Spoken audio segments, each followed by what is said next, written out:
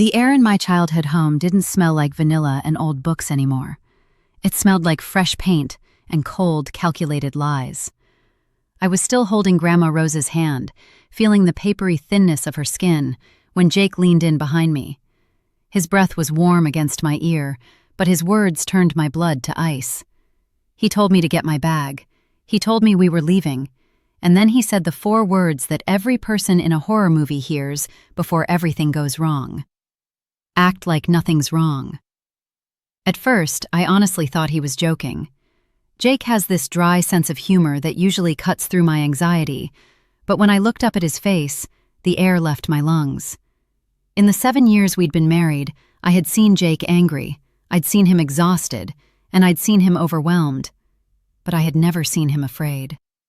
This wasn't the kind of fear you get from a jump scare or a shadow in the dark. This was deep, alert, calculating fear. It was the look of a man who had just seen a ghost, or worse, the look of a man who realized he was standing in the middle of a trap. I blinked at him, my heart beginning to hammer against my ribs like a trapped bird, and I silently mouthed the word, "What?" back at him. He didn't explain. He didn't give me a single clue. He just gave me the faintest, almost imperceptible shake of his head and a forced plastic smile that was meant for the room, not for me. The juxtaposition was sickening. All around us, the party was in full swing. My sister Sierra was standing near the buffet table, giving one of her signature over-the-top speeches, her voice ringing out about how none of this would be possible without our father's meticulous planning. People were laughing. The sound of silver forks hitting porcelain plates echoed through the room, and colorful balloons bobbed against the ceiling like giant, bloated berries. It was the picture of a perfect family reunion.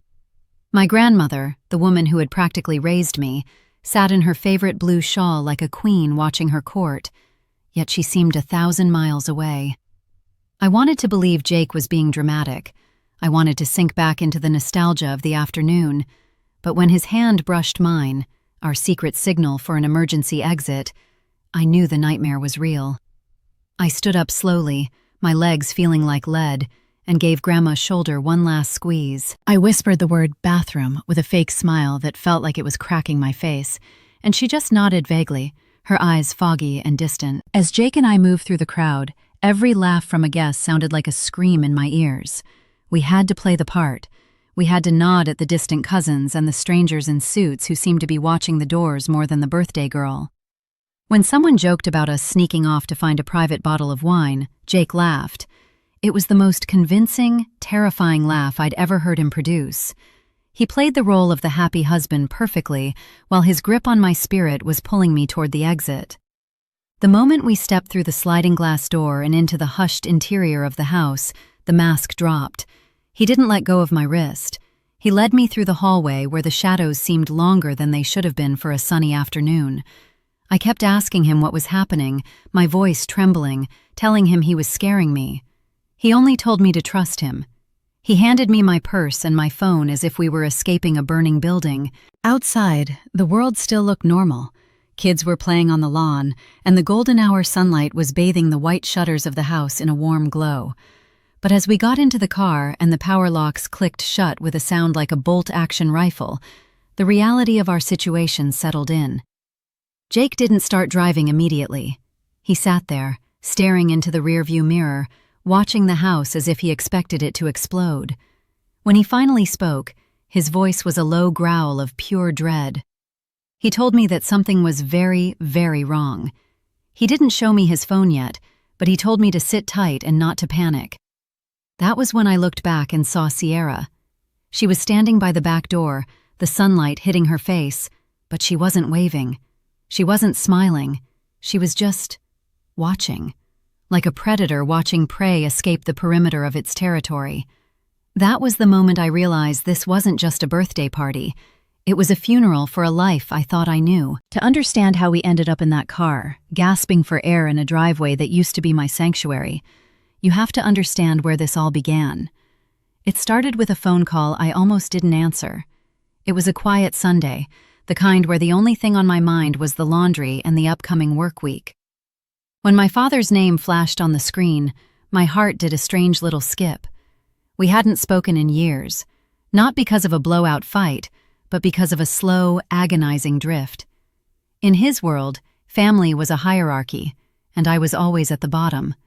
But that day, he sounded different. He was cheerful. He was warm. He spoke about Grandma Rose's 85th birthday with an enthusiasm that felt almost alien. He told me how much it would mean to her if I came home. He mentioned that Sierra was organizing everything, which should have been my first red flag. Sierra and I had spent our childhoods in a Cold War, with her treating every achievement of mine as a personal insult to her existence. Yet the pull of Grandma Rose was too strong. She was the one who held me when the house was too quiet, the one who snuck me cookies when my father's rules became too suffocating. Against my better judgment, I said yes. I told Jake that night, and I could see the gears turning in his head immediately. He didn't trust my father, and he certainly didn't trust Sierra. He called the invitation sudden and too perfect. He's a man who looks for the structural integrity in everything, from the buildings he designs to the people he meets. He agreed to go, but only if we stayed in a hotel nearby. A safety net I thought was overkill at the time.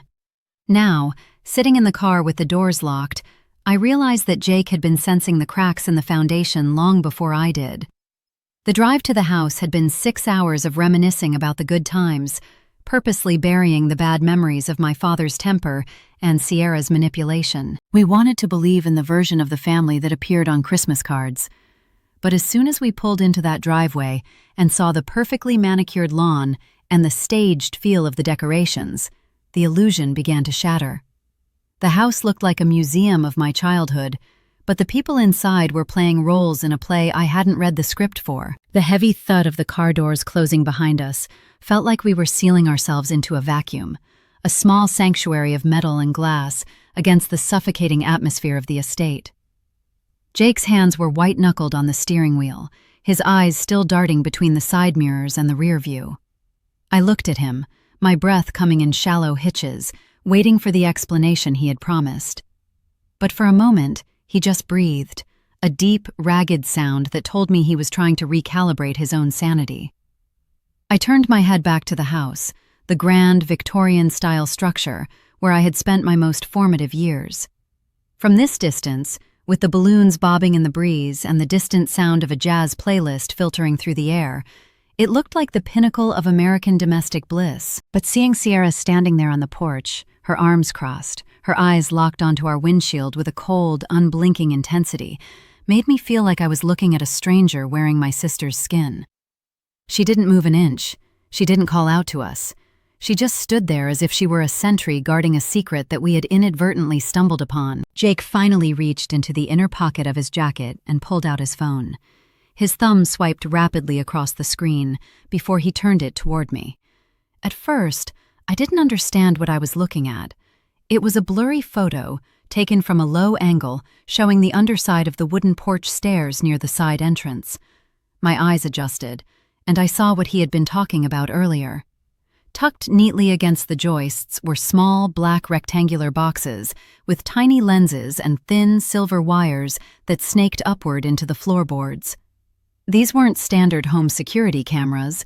They were professional-grade, high-fidelity recording devices, positioned specifically to catch audio from the sitting area where Grandma Rose spent most of her time.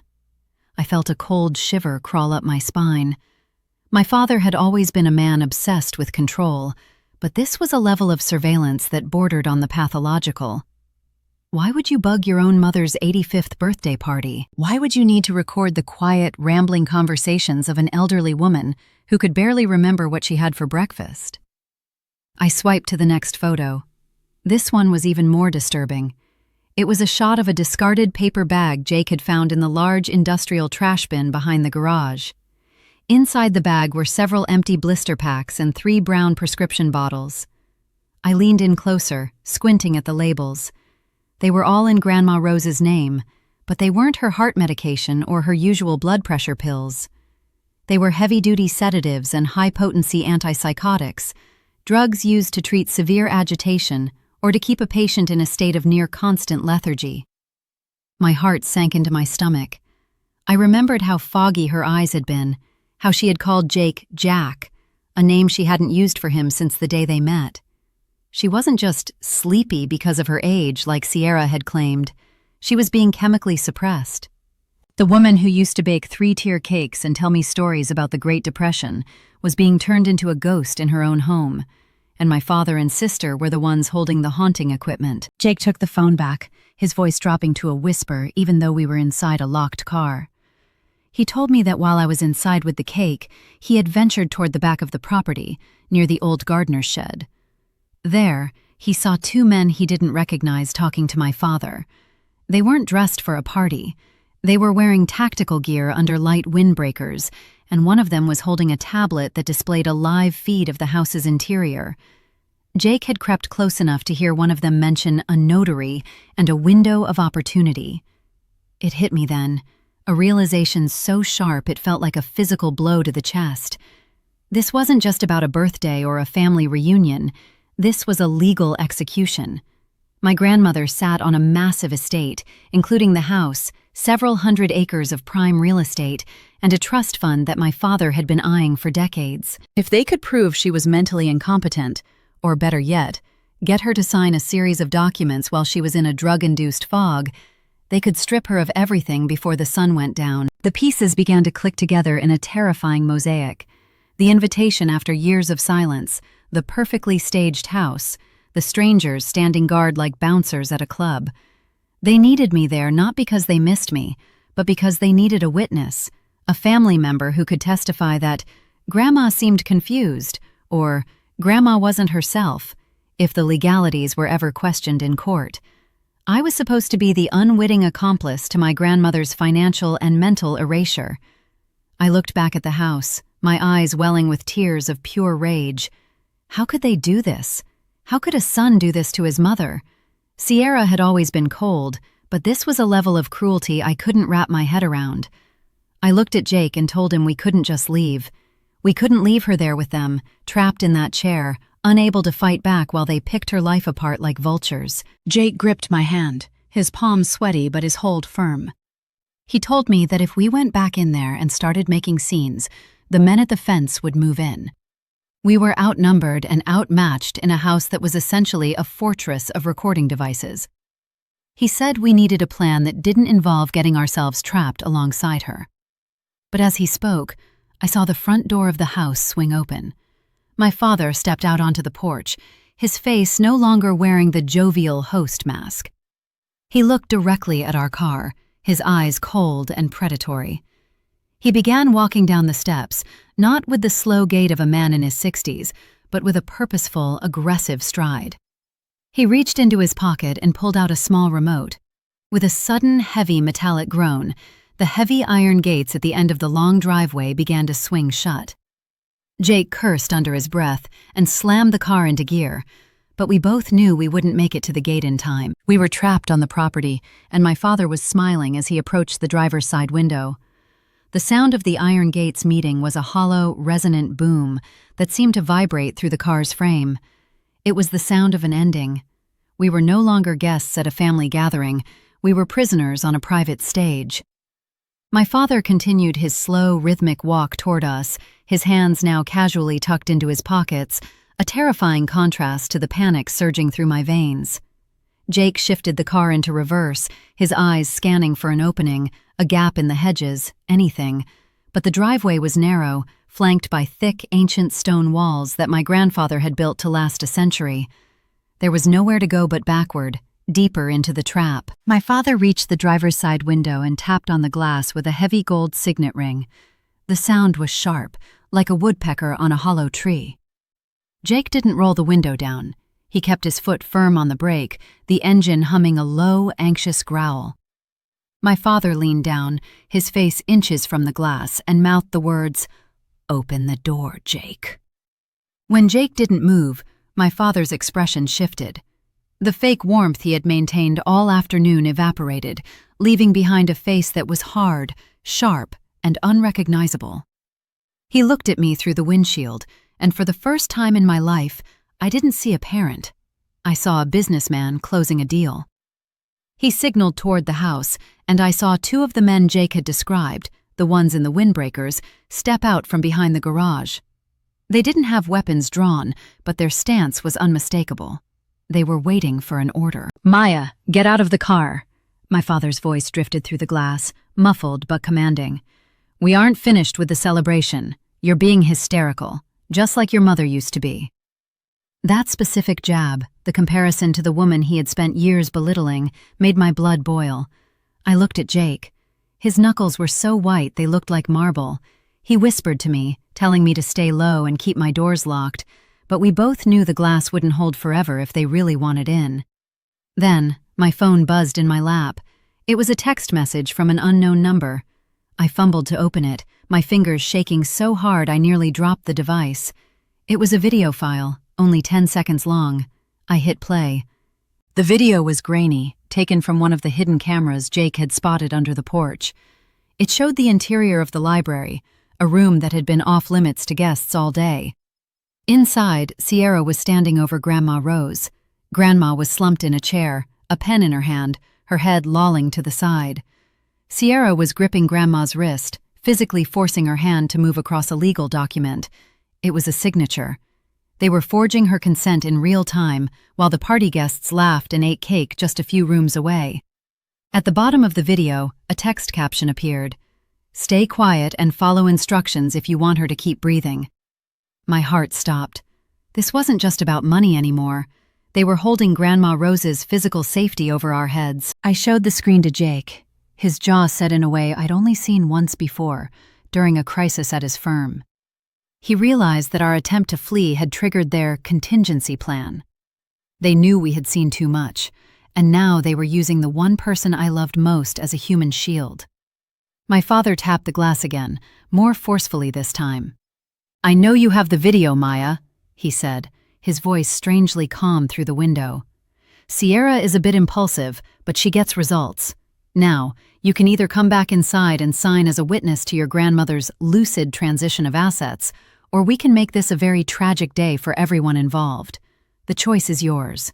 But remember, the gates are locked, the cell signal is being jammed as we speak, and no one is coming to help you." I look at my signal bar. He was right. The 5 bars I had moments ago had dropped to a single flickering dot. They had a signal jammer on the property. We were in a digital and physical dead zone. I looked back at the house and saw Sierra standing at the library window, holding a glass of champagne, watching us. She looked triumphant. She had spent her whole life trying to beat me, and she finally thought she had the winning hand. I looked at Jake, tears streaming down my face, and saw that he wasn't looking at my father or the house anymore. He was looking at the GPS screen on the dashboard, which was still glowing despite the loss of signal. He reached over, squeezed my hand, and whispered, "I have one idea, but you have to trust me. We're going back in." The decision to put the car in park and unlock the doors felt like surrendering my soul. But Jake's eyes held a hidden spark, a secret calculation that I had to cling to like a lifeline. As the locks clicked open, this time with a heavy, final thud, the door was immediately pulled wide by my father. The air that rushed in was thick with the scent of cut grass and the metallic tang of old stone, but it felt toxic. My father didn't offer a hand to help me out. He simply stepped back, creating a narrow path for us to walk, his presence a silent threat that loomed over every step. Jake stepped out first, squaring his shoulders, his height and build finally serving as a physical barrier between me and the man who shared my DNA, but none of my heart. We walked back toward the house in a funeral procession of our own making, the 2 men in windbreakers trailing behind us like shadows that refused to detach. The transition from the bright, golden afternoon into the dimly lit hallway of the house was jarring. The music was still playing, an upbeat, jaunty tune that felt like a mockery of the darkness unfolding in the library. As we crossed the threshold, the sliding glass door was shut and locked behind us by one of the security guards. We were back in the belly of the beast. My father led us straight to the library, bypassing the living room where the remaining guests were still chatting, oblivious to the fact that a kidnapping and a corporate hijacking were happening 30 feet away. The library was a room of dark mahogany and heavy velvet curtains, a place where my grandfather used to keep his ledgers. Now, it was a crime scene. Sierra was leaning against the heavy oak desk, swirling a glass of amber liquid that definitely wasn't punch. She looked at us with a jagged, predatory smile, her eyes glittering with the thrill of the hunt. In the center of the room, Grandma Rose sat in a high-back chair. She looked even smaller than she had an hour ago. Her head was bowed, her chin resting on her chest, her breathing shallow and rhythmic. On the desk in front of her lay a stack of papers, the top one bearing a signature that looked like a jagged, dying heartbeat. Her name, scrawled in a hand that clearly hadn't been hers for several minutes. Sierra tapped the paper with a manicured fingernail.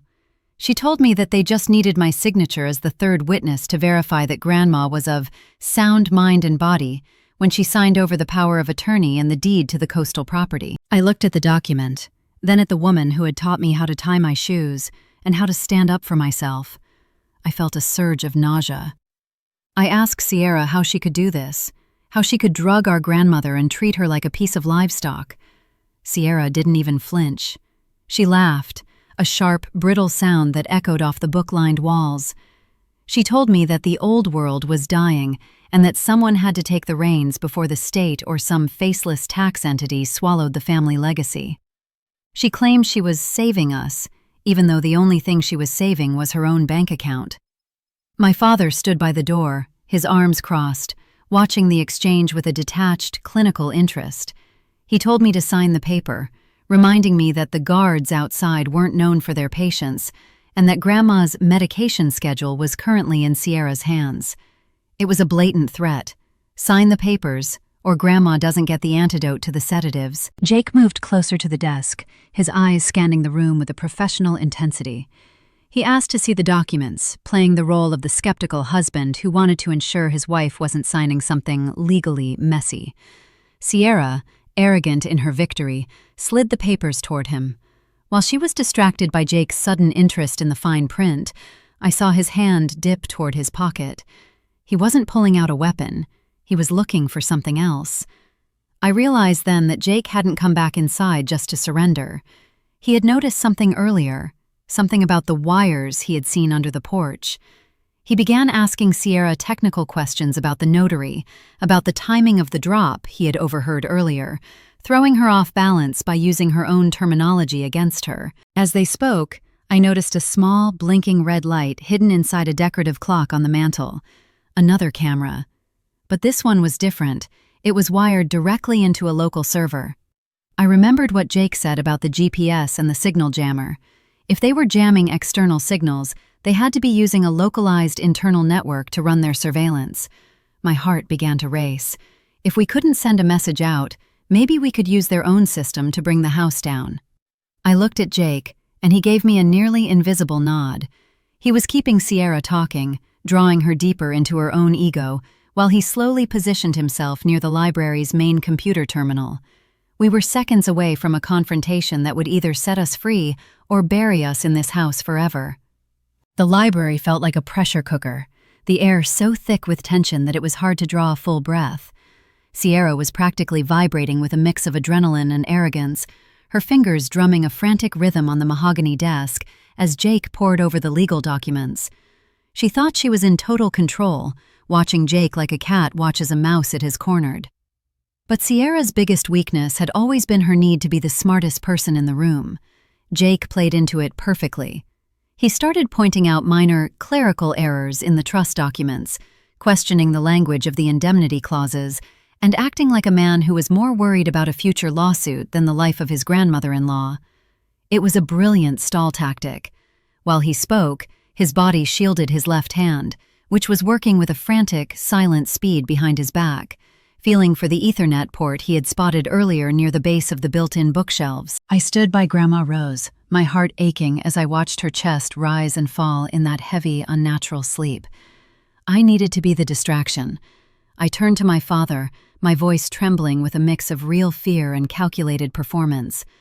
I accused him of ruining everything, of throwing away our family's dignity for a piece of land we hadn't visited in a decade. I brought up old memories, forcing him to engage in a verbal battle of the past, drawing his eyes away from Jake and toward my face. He took the bait.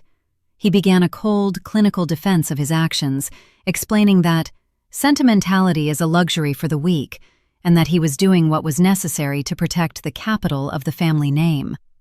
Every word he spoke was a confession of his own narcissism, and I hoped to God that the hidden cameras in the room were catching every syllable. Suddenly, a sharp, high-pitched chirp echoed from the corner of the room. Sierra jumped, her champagne splashing over her hand. The sound came from the library's main computer, the hub of the localized network.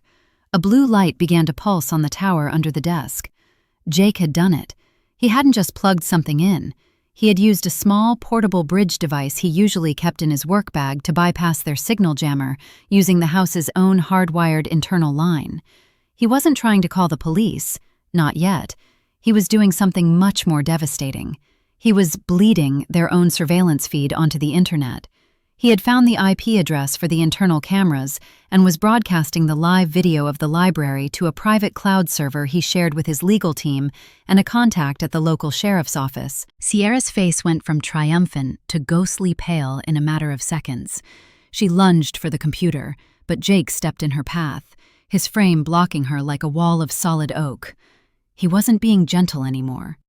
He told her that it was too late, that the notary and the men at the gate were now being recorded in high definition, and that the video of her forcing Grandma's hand was already sitting in a secure inbox 50 miles away. The silence that followed was deafening. My father didn't move. He didn't shout. He just stared at Jake with a look of pure, unadulterated hatred. He realized that the perfect legal trap he had built had just become a digital noose. The men in the windbreakers outside weren't just security anymore. They were accessories to a felony being broadcast to the world. But my father wasn't the type to surrender. He looked at Sierra and gave her a single, sharp nod. Sierra reached under the desk and pulled out a small, handheld device, a remote trigger for the house's security shutters. With a sound like a guillotine falling, heavy steel plates slammed down over the library windows and the door, sealing us in complete darkness. The only light came from the glowing blue pulse of the computer screen and the tiny red recording eyes of the cameras. My father's voice came out of the shadows, low and dangerous. He told us that if the world was going to see the end of his career, they were going to see it end in a way that left no survivors. He told us the men outside were coming in through the service tunnel, and that by the time the police bypassed the gates, the story would be rewritten one last time. The darkness was absolute for a heartbeat, a thick, suffocating velvet that seemed to swallow the very sound of our breathing. Then, the ghostly blue light of the computer monitor flared back to life, casting long, distorted shadows across the mahogany walls. In that flickering glow, my father's face looked like a carved mask of ivory, cold and devoid of any human warmth. He wasn't a parent anymore. He was a cornered animal with nothing left to lose but his pride. The heavy steel shutters had turned the library into a tomb, a soundproof vault where our screams would be nothing more than vibrations against cold metal. I reached out in the dark, my fingers grazing Grandma Rose's arm. She felt so small, so fragile, a silent passenger in a house that had turned into a weapon against her. Jake didn't hesitate. He knew that the moment the shutters dropped, the rules of the game had changed from a legal battle to a fight for survival. He grabbed a heavy brass floor lamp from beside the desk, the base clattering against the hardwood as he ripped the cord from the wall. He stood between me and the door where the security guards were undoubtedly gathering. Sierra was hysterical now, her voice a shrill, jagged edge in the dim light. She was screaming at our father, demanding to know what the plan was, her carefully constructed composure shattered into 1,000 sharp pieces. She hadn't signed up for a siege, she had signed up for a heist. But our father ignored her. He was staring at the computer screen, watching the progress bar of Jake's upload with a look of frantic desperation. Then, we heard it. A muffled, rhythmic thumping from beneath our feet. The service tunnel. I had forgotten about the old coal chute that led from the basement directly into the library's hidden closet, a feature of the house's original architecture that we used to use for hide-and-seek when we were children. The men in windbreakers weren't coming through the front door, they were coming up from the floor. Jake realized it at the same moment I did. He shoved the heavy mahogany desk toward the closet door, the wood groaning and splintering as it collided with the frame. It was a temporary barricade at best. The thumping grew louder, more insistent, accompanied by the metallic rasp of a crowbar prying at the hinges. My father took a step toward us, his hand reaching into his blazer. For a terrifying second, I thought he was reaching for a gun, but he pulled out a thick folder of papers instead. He told us that if we didn't stop the upload and delete the server's cache, he would make sure that Grandma Rose was transported to a private facility he owned in a different jurisdiction, a place where no one would ever find her and where her medical care would be entirely under his control. It was a final, desperate gambit. He was willing to make his own mother disappear to save his reputation. I looked at the closet door, which was now shuddering under the force of the men outside. We were trapped between a father who had lost his mind and a group of mercenaries who were paid to be silent. I looked at Jake, and in the blue light of the screen, I saw him tap a sequence of keys on the keyboard. He wasn't deleting anything. He looked at me and whispered that the upload was complete, but he had triggered a dead man's switch. If the computer was shut down or the connection was severed, a secondary signal would be sent to the local fire department, reporting a gas leak and a structural fire at the estate. It would bring every emergency vehicle within 20 miles to the property, gate or no gate.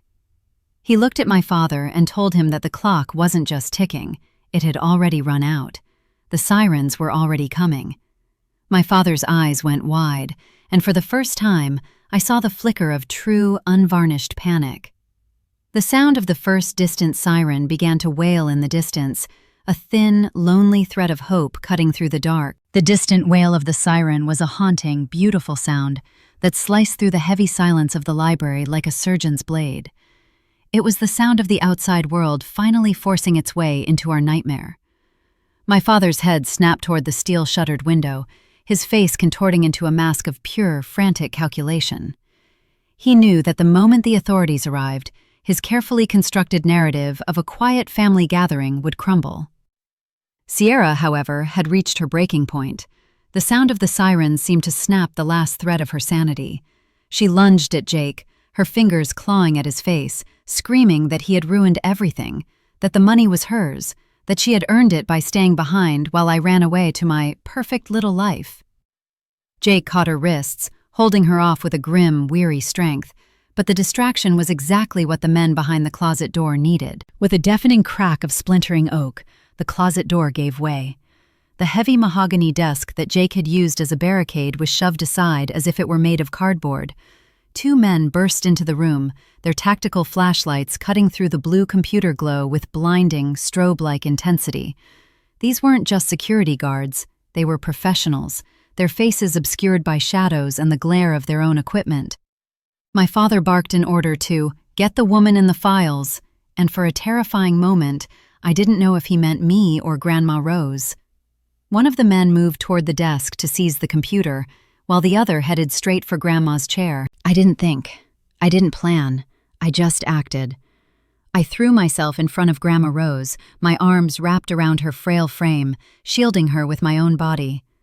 I felt her stir against me, a small, confused whimper escaping her lips as the drugs began to lose their grip just enough for her to realize she was in danger.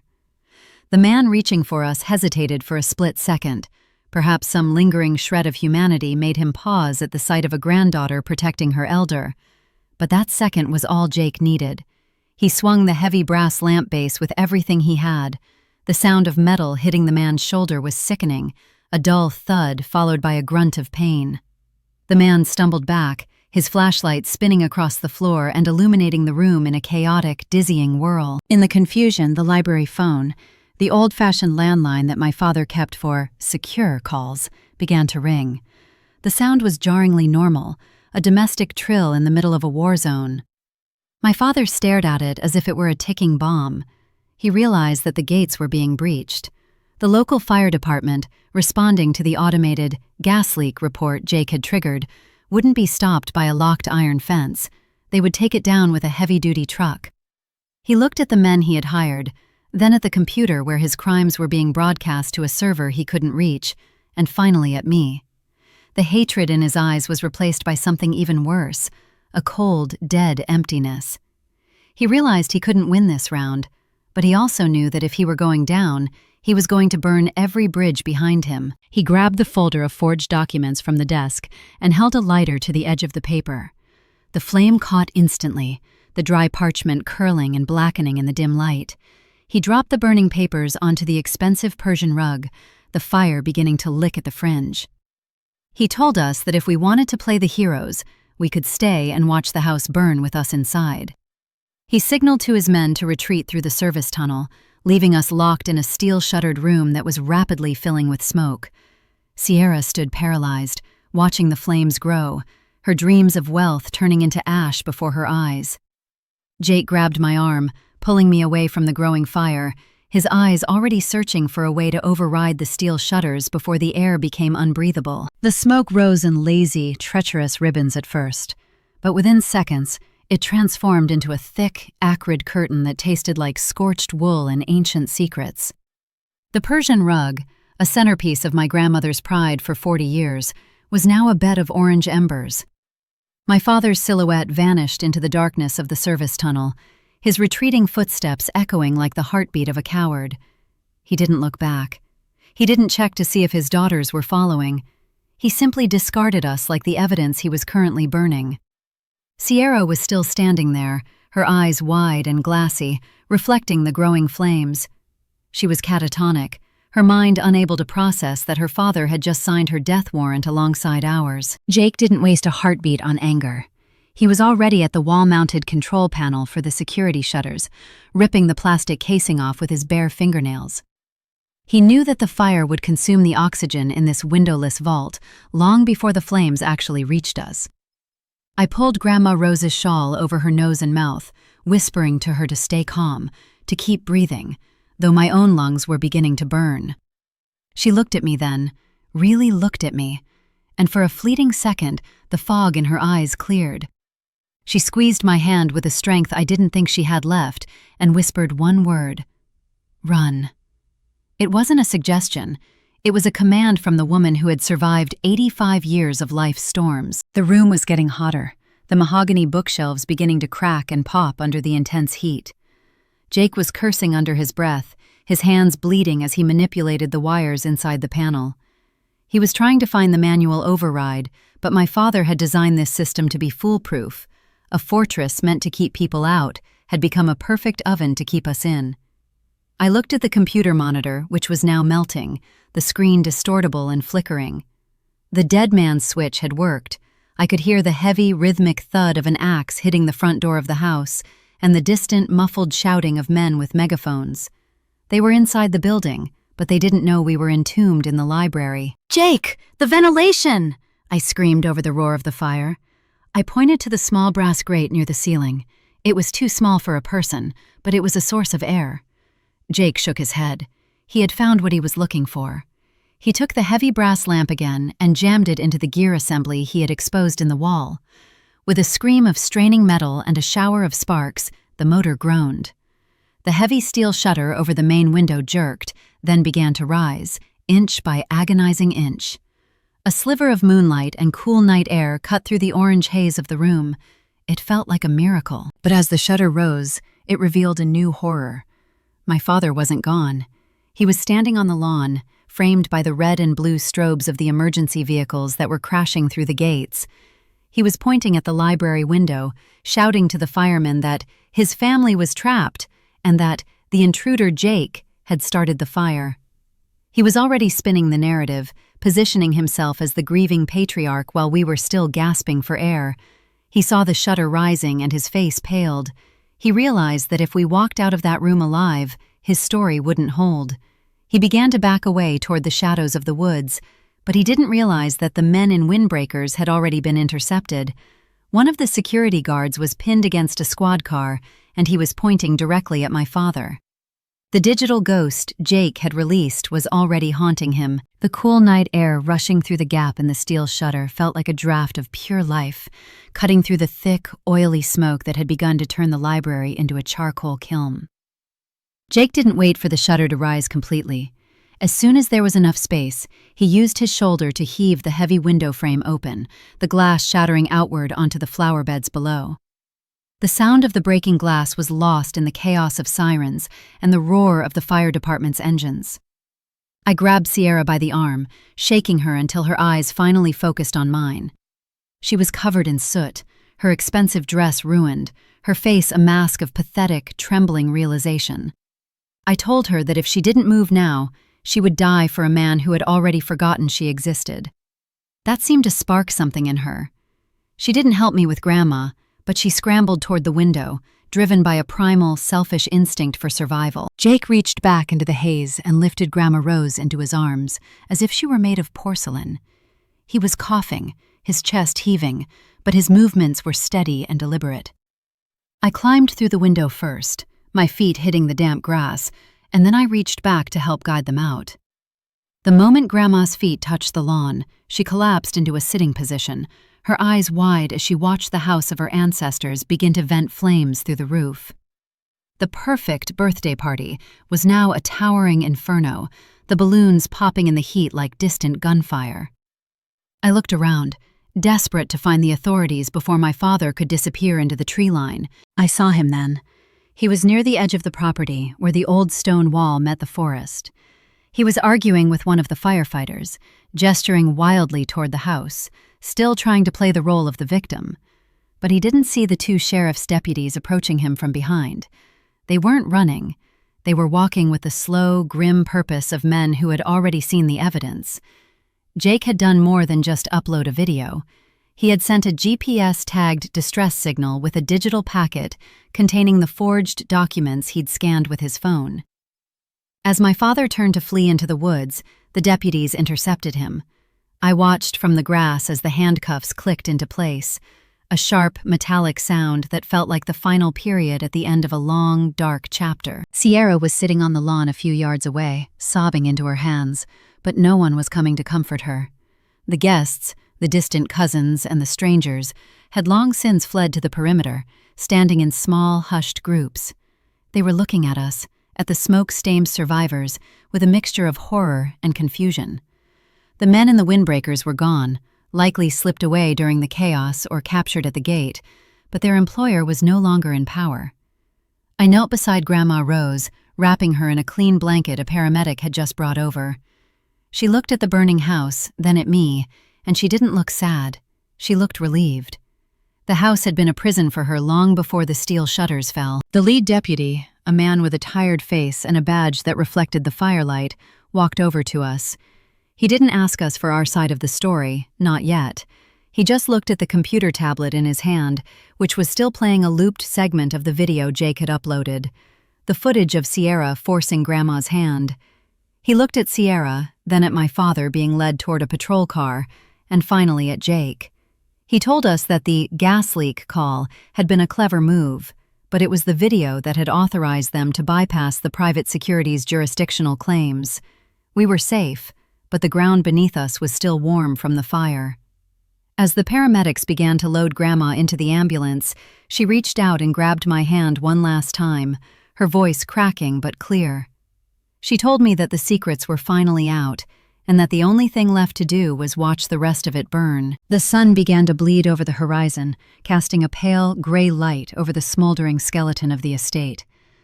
What was once a monument to my father's ego was now a blackened ribcage of charred timber and ash. The fire had been contained to the main house, leaving the ancient oaks and the stone walls standing like silent witnesses to the night's devastation. I sat on the back of an open ambulance, a heavy wool blanket draped over my shoulders, watching the last of the smoke curl into the cold morning air. Beside me, Jake was getting his hands bandaged by a quiet paramedic. He looked exhausted, his face smeared with soot and his eyes red from the smoke. But when he caught my gaze, he gave me a small, tired smile. We had survived the night, and for the first time in my life, the weight of my family name felt like it had been lifted, burned away in the furnace of the library. Grandma Rose was already on her way to a specialized hospital in the city.